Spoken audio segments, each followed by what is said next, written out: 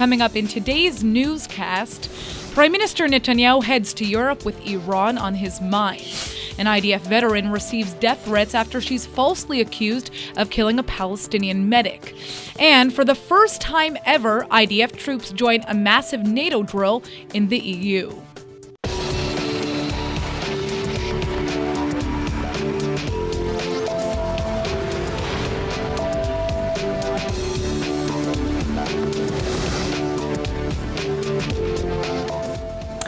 Prime Minister Netanyahu is currently on his way to Europe right now, where he'll hold a series of meetings with top leaders from the EU. The Prime Minister will be lobbying hard to push European leaders away from the nuclear deal with Iran. And while most believe Europe will likely stick to the deal no matter what, some still wonder if Netanyahu can sway Europeans on a few crucial details.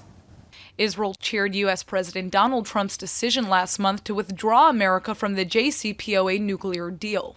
That deal, originally established in 2015, lifted furious economic sanctions on the regime in exchange for Iran deaccelerating its nuclear program. Israel, however, has contended that Iran still remains committed to developing weapons of mass destruction. Despite these claims, nuclear watchdogs have consistently cleared Iran for obeying the terms of the deal. In the wake of Trump's withdrawal, Iranian leaders have given Europe, Russia, and China an ultimatum. Stay in the deal, or we'll continue our nuclear program tomorrow. Netanyahu will now meet with German Chancellor Angela Merkel, then with French President Macron, in an attempt to convince them to walk away from the deal. The rest of the deal's signatories, however, say they remain committed to the JCPOA, if only because there's no plan B to fall back on. Those countries will likely keep a dialogue going with Iran in an effort to save the deal. At best, Netanyahu may only win concessions when it comes to the deal's points on long-range missiles and its sunset provision clauses. So the question remains, will the Israeli Prime Minister be able to sway European leaders to fix or nix the JCPOA nuclear agreement with Iran? Joining us to discuss is former Israeli ambassador to multiple countries, Yosef Livni. Well, how is this going to play out? I think the most important issue is, or the most important aspect of this trip, is for Israel to reiterate its position vis-à-vis the Iran nuclear deal. As you said, we may not know if Europeans are going to be swayed, convinced to walk away. They probably, in the short run, certainly not. Mm-hmm. But I think that we have to keep hammering in our position, the concerns that we have. And I think the fact that the U.S. walked away gives our position an added strength. Now, Netanyahu is scheduled to meet with German Chancellor Angela Merkel first, and recently German intelligence reports show that Iran continued to undertake efforts to obtain goods and know-how to be used for the development of weapons of mass destruction and to optimize corresponding missile delivery systems.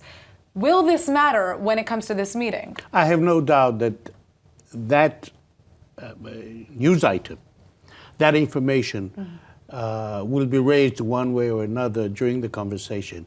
And if not, you can be certain that everybody knows about it, and it will be like, the fly on the wall, as it were, that it may play in the conversation because it's something of relevance, something of concern, and that is, of course, if the news item has credence.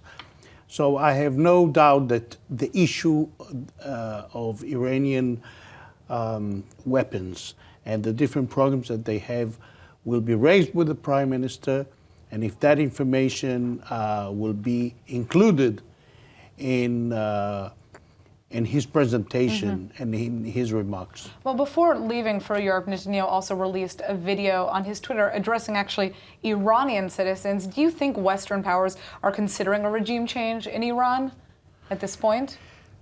I don't know. I don't know if it is something that can happen. I don't know if it's something that is feasible within the foreseeable future. But I think that every time we can address the Iranian people, let them know that whatever their leaders tell them about Israel is so far from the truth. They should know who we are, what we stand for, and I think basically... And there was obviously a history of yes, beautiful relations between Israel and Iran in the past. Ambassador, thank you so much for joining us. Thank you for having me. At least 25 in Guatemala are dead following the deadly eruption of the Fuego volcano yesterday. The toxic ash, smoke, and molten rock have consumed much of the rural countryside, leaving a tragic path of devastation. And Israel's foreign ministry has immediately responded to this tragedy. The government will now be sending about $10,000 worth of aid to those who have been affected by the disaster. At this time, there's still no final word on whether or not Israel will send rescue workers to help with the efforts on the ground. But Israeli organizations like IsraAid have often been first responders to crises like these all over the world. For now, though, the foreign ministry's aid package will consist of much-needed medicine, food, and blankets. The lethal explosion of the Fuego volcano has destroyed homes, roads, and much of the surrounding area's infrastructure. Many more are feared injured or dead beyond the initial estimate of 25. If this crisis escalates, we may soon see Israeli boots on the ground lending a helping hand. Accusations of alleged Israeli war crimes along the Gaza border have been rapidly increasing following the killing of Palestinian volunteer paramedic Roseanne last week. And in the desperation to place blame for Najjar's death, pro-Palestinian activists on social media have named Rebecca, an American Israeli, as the culprit. There's only one problem, though, here. Rebecca was never a sniper, and she was released from the I.D.F. 2.5 years ago. LTV's Aaron Porras has the rest of the story. Now, Aaron, how did this begin?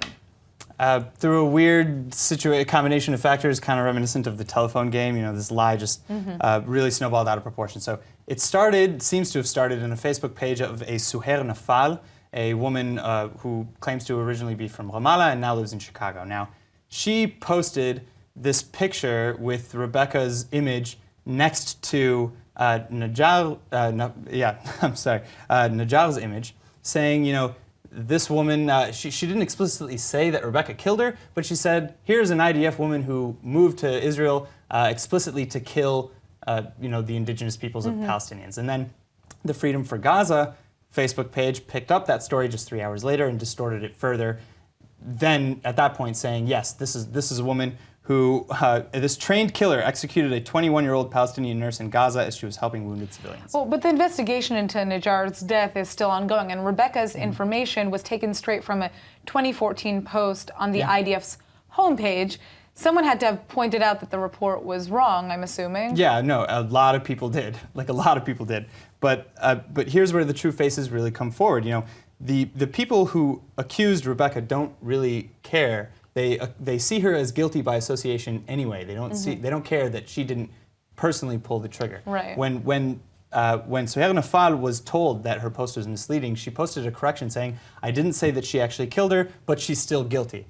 And then the Freedom for Gaza page basically said the exact same thing. They didn't even post a correction. They just added at the top a new caption saying, again, did she actually do it? No, but she's still guilty. Well, I mean, this is really a tragic story at the end of the day, because obviously the loss of this life, and then you have a woman who has been pulled into this. I mean, what is being done? How is she being affected as well by this kind of social media mess up? Yeah, so this really spiraled out of control. Rebecca and her family and her friends pretty much immediately started getting death threats and other threats to their safety. So after going to the police, the IDF spokesperson's unit actually advised her to issue a response, which we saw a clip of that earlier, playing briefly, and then Stand With Us published it. But you already heard the people accusing her. That's not important to them. They're guilty by association, and that's really the modus operandi, is to blame all the Zionists and Israel for pretty much everything that happens. You have a guy with an axe who broke through the fence earlier this morning and was shot dead. And you can guess to what the intentions were there. You have rockets that have fallen on a kindergarten just last week. And if you look at the UN Security Council, if you look at posts like these, it doesn't show you that they're really putting the blame where it needs to be. Well, obviously, stories like these, like I said, it's devastating to hear this, because obviously an innocent life was lost here, and another woman's life has been, severely affected by this. So I guess we're going to have to wait and see kind of how this plays out. Thank you for joining us. New Yorkers just had one heck of a block party to celebrate Israel's 70th birthday. Tens of thousands of supporters wore blue and white and marched up Fifth Avenue to participate in the Celebrate Israel parade this weekend. And even a few Israeli lawmakers were there as well. The big event was actually led by New York Mayor Bill de Blasio and Governor Andrew Cuomo. The day's festivities proudly put the last 70 years of Israeli accomplishments front and center. There were Israeli flags waving as far as the eye could see, along with musical acts, street performers, floats, and face painting. But the grand finale was quite the sight to behold. At the parade's finish line in Times Square, organizers rented out the square's iconic billboards and electronic screens to display pictures of Israel from the last 70 years. And, of course, to play a clip of Netta Barzilai's Eurovision-winning song, Toy. Hey, certainly wouldn't be a party without that. Among the masses of attendees were Israeli Culture Minister Miri Regev, along with her fellow ministers Sofa Landwehr and Ofir Akunis. Israel's Consul General in New York, Dani Dayan, was also present, along with Israel's ambassador to the UN, Danny Danon. The city ratcheted up security amidst some concerns that the gathering might attract the wrong kind of attention. But as you can see from the smiling faces, this was a day well worth celebrating. New Yorkers sure know how to put on a show. Well, this weekend, Israelis will get a chance to see their soccer hero, Lionel Messi, in the flesh when Argentina's soccer team plays Israel in a warm-up match before heading to the World Cup. Well, not everyone is thrilled about the game. The Palestinians are accusing Israel of using the match for political reasons after the government moved the game from Haifa to Jerusalem. ILTV's special correspondent on Latin American affairs, Joy Gavichon, is here with more. Now, Joy, what is the situation here? Well, Messi is a huge star, maybe the biggest star in the sports world right now. And that means that he has tons of fans in both Israel and the Palestinian territories. So for Palestinians, seeing Messi play a game that the Israeli government moved specially to Jerusalem, that feels like a political statement. Especially after everything that has happened in Jerusalem lately with President Trump moving the U.S. embassy there last month. So here's what the Palestinians are saying they're prepared to do. لا يمكن أن نقبل تحت أي ظرف من الظروف إنه هاي المباراة تصير.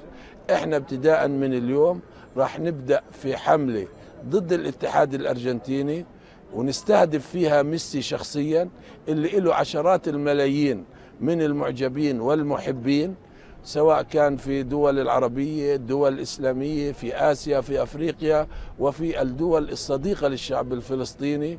So obviously they take this very, very seriously. I mean, Messi is their hero, and the fact that they're willing to burn his jersey, that says a lot.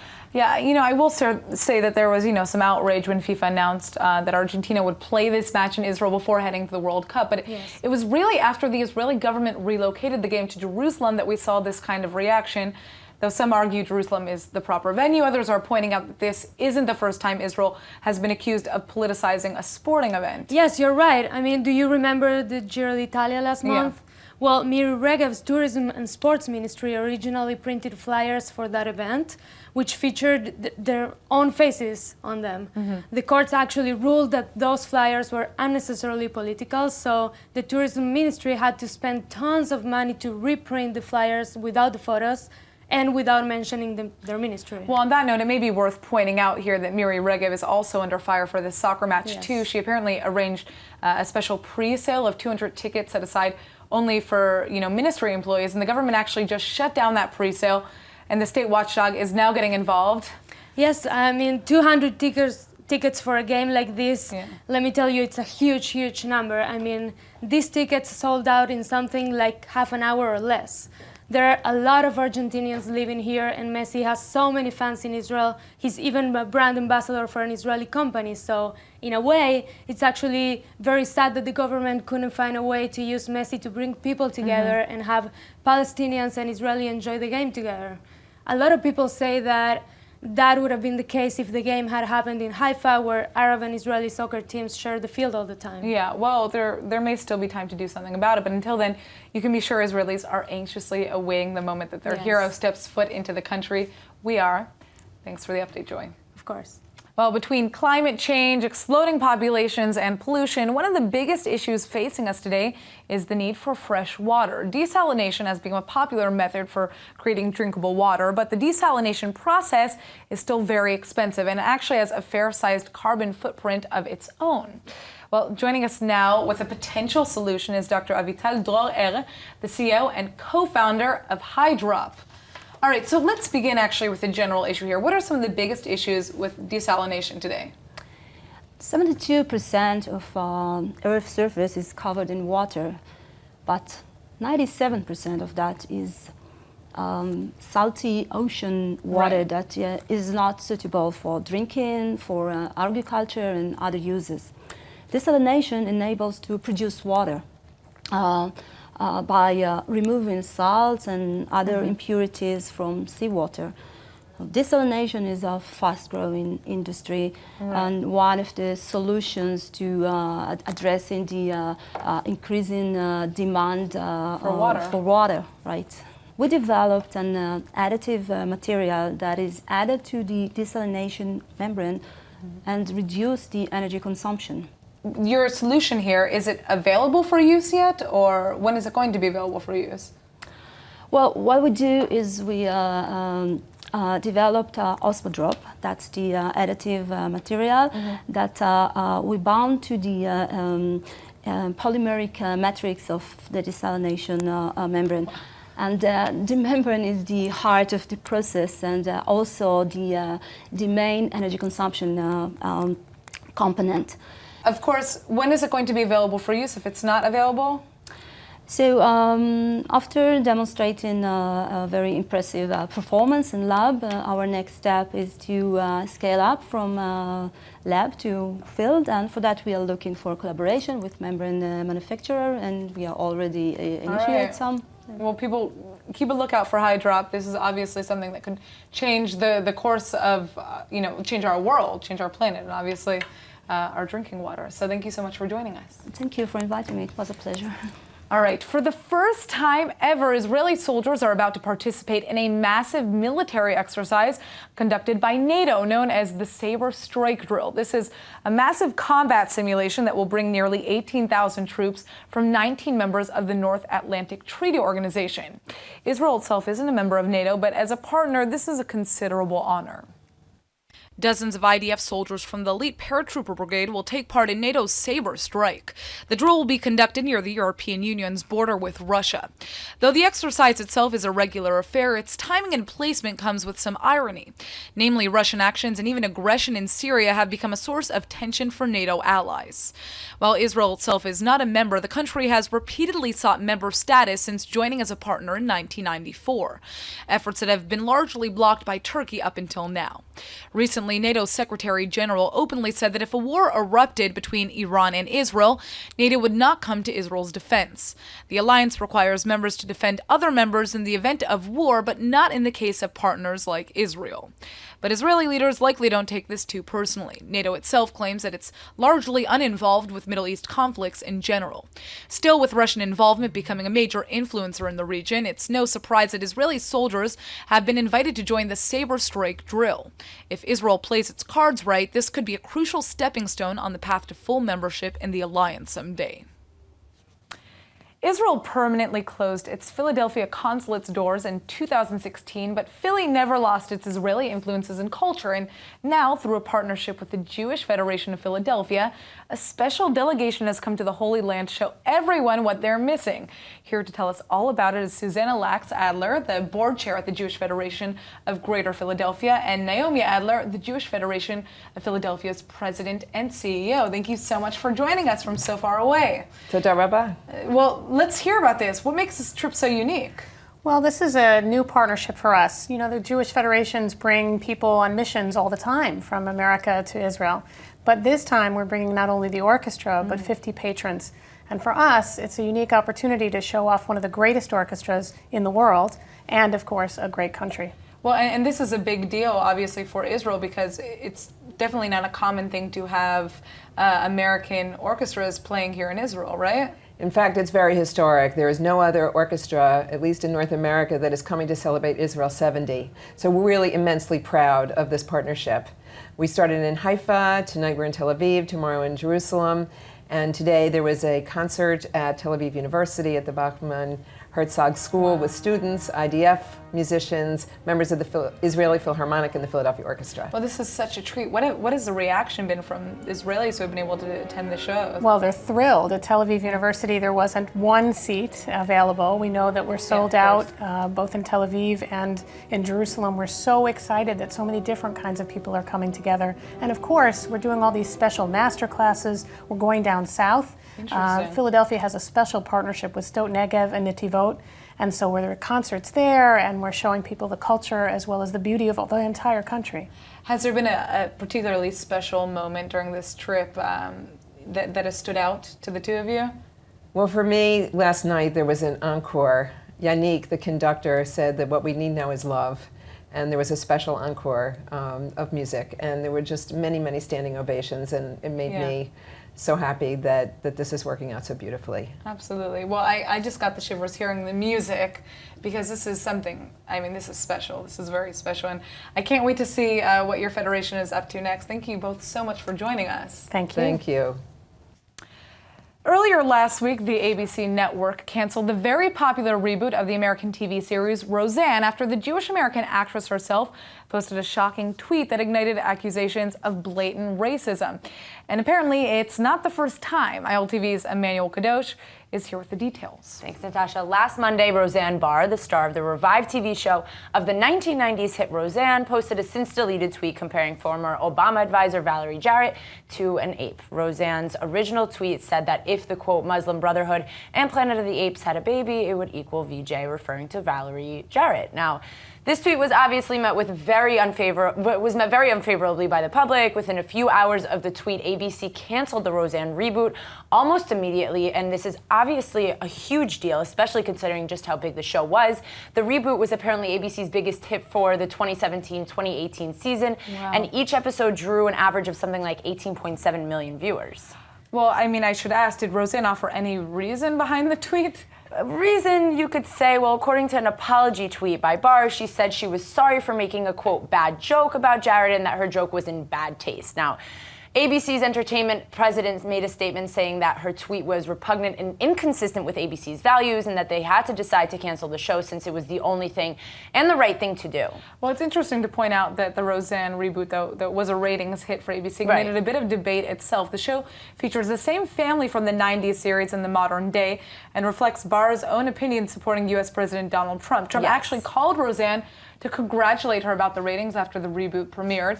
But I understand that this tweet isn't an isolated incident. Roseanne actually clashed very publicly with an Israeli journalist some years ago, right? Yes, you're totally right, Natasha. Just 2 years ago, in fact, Roseanne responded to an op-ed of an Israeli journalist, Rogel Alfer, saying he should, putting this in a very nice way, quote, shut his mouth, privileged fat skinhead. Now, Alfer has come out discussing how Barr fat-shamed him all those years ago and that he realized, quote, a greater darkness dwells in her. Now, what's even more interesting about this is that Roseanne has said more than once that she's a very proud Jew, and she even said that she would move to Israel to run for prime minister. So this whole thing is very confusing and hurtful, and people just really want an explanation. Well, on top of that, it's important to remember that when a network series is canceled, it isn't just the actors who have to find new parts. It's actually an entire crew of technicals, of people that effectively lose their jobs. And Barr has since apologized for literally putting hundreds of people out of work. So maybe the lesson here is that words have consequences, especially on the internet. Which is forever. It's written in ink, Well, thanks for the details, Emmanuel. Thank you. The Hebrew Word of the Day is brought to you by IDC Summer Ulpan, open to everyone. Here comes our Hebrew Word of the Day. Tickets for the upcoming Israeli-Argentina soccer game sold out in less than half an hour. And if you missed out on the tickets, you're probably feeling a whole lot of today's word, yagon, which means grief. Now, look, without yagon or grief, there would be no joy either. You got to take the good with the bad sometimes. If you're a Messi fan, then sure, I can imagine your yagon for missing your chance to see him in the flesh. But come on, guys, don't dwell on your yagon too long. Hopefully, this is just the beginning of many more matches on the horizon. And on that note, let's take a look at the weather forecast. Tonight will be clear to partly cloudy and warm with a low of 71 or 22 degrees Celsius. Tomorrow you can expect partly cloudy skies and a slight rise in temperatures to a high of about 83 or 28 degrees Celsius. All right, that's it for today's news. Today's exchange rate is 3.56 shekels to the American dollar. Remember to sign up for our daily newsletter at ILTV.tv, and don't forget to follow us on Facebook at Israel English News and on Twitter at ILTV News. I'm Natasha Kirchuk, and thanks for watching.